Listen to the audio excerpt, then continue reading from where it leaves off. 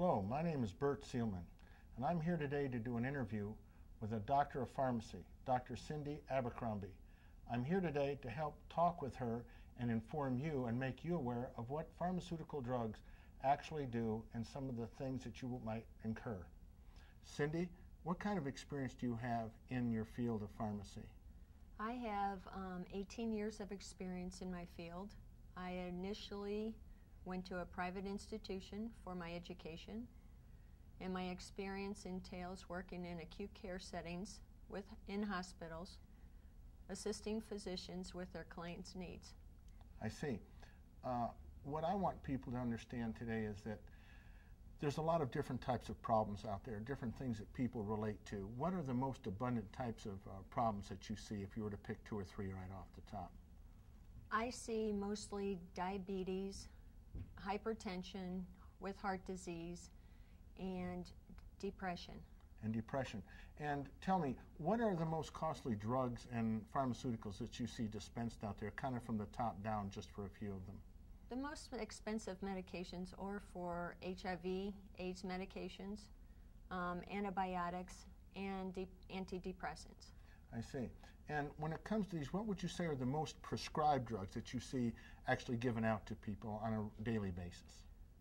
I see for hypertension, lisinopril, for diabetics, metformin, and for depression, Zoloft.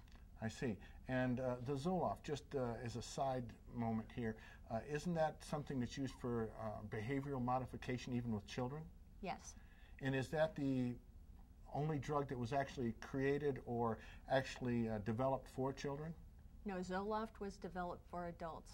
It was, but they do use it for children, do they not? Yes. So we're talking that some of these children that are on behavioral modifying drugs, we're talking about children in their formative years. Have there been any real in-depth studies to see what kind of long-term side effects that these children might develop where their brains are still forming and their brains are telling their organs to do and send out certain processes? Has there been any long-term studies on this that you know of? There are no studies with children. All of these studies are adult-based. Really? I see. So tell me some of the side effects that you might run into with diabetes. With the metformin that I mentioned earlier, the most common side effect is diarrhea that you see in over half the patients. Really? And over half of the patients are getting diarrhea? Yes. And this is supposed to help their digestion and their blood sugar level? It's supposed to lower their blood sugar, yes. I see. Okay, with hypertension, what would be some of the side effects of the drugs that you see utilized there? Most of the side effects with that would be also diarrhea, dizziness, headache, and in some instances, chest pain. Wow. Okay, so we're talking actually more side effects than people might believe, and these are fairly common? Yes, these are the most common ones. Okay, and let's go to antidepressants. What are some of the side effects that you might see with some of the drugs for depression? Around a quarter of the patients get nauseous with some vomiting with the antidepressants as they're taking them.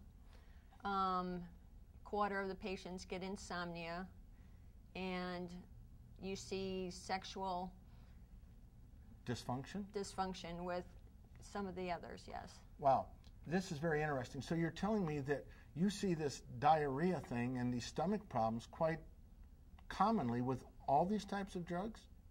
With 80% or more of drugs, you see that as a side effect, yes. Wow, I see. So could you tell me briefly, what does a pharmaceutical or a drug actually do for the person? What is it that it actually does? To put it simply, it eliminates the signs and symptoms of a concurrent disease. Am I hearing you in that I'm hearing that it only eliminates the symptom, it doesn't actually eliminate the disease? No, sir. I see. And so what does this mean long term? Well, it means that the disease is still present. Mm-hmm. The medication more medications can be added to the patient's profile because of new symptoms coming up with advancement of the disease, or new medications added due to side effects of current medications that they're taking. So I'm going to kind of speak some words out here. I've asked you to show up. I'm not trying to put you in a tough position here, but just for people's sake in general, and you've been so kind to come here and do this with me today.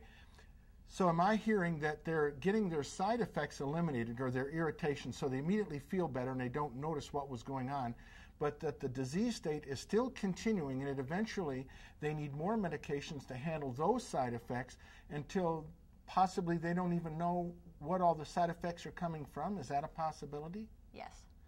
Wow. So let me ask you something. Are doctors doing something to prevent diseases? I know that in the old medical oath, it said that they would prevent diseases and add a lot of dietetic help. Do you see a lot of dietetic help coming and preventative measures from the doctors? Are they actively pushing this, or are they actually being educated more by the drug companies, just in your opinion? I would say no, they do not actively practice prevention. Right. And so, in other words, it's a lifelong thing, is it then? Are they told that these diseases are lifelong, or are they, how do they approach this?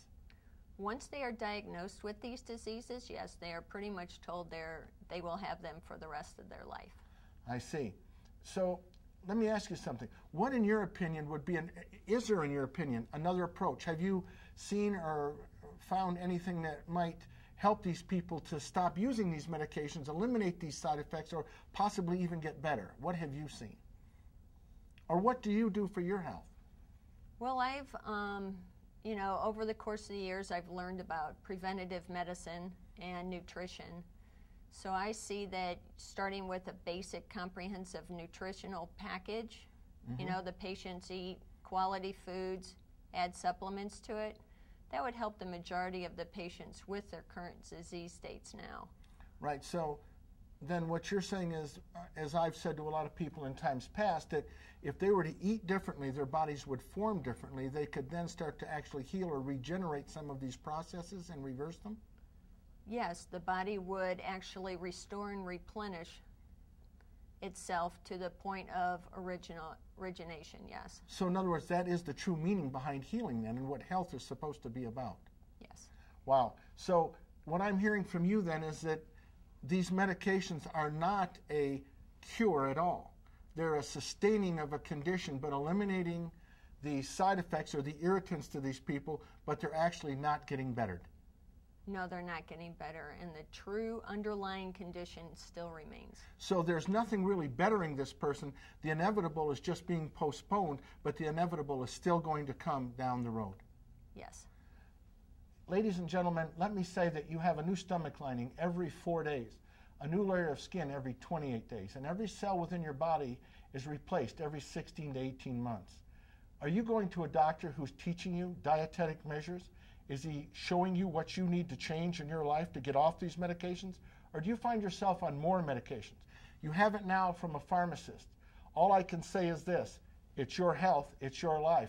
What do you want for your life? Thank you, Cindy, for coming and talking to me. I didn't mean to put you on the spot. Thank you very much.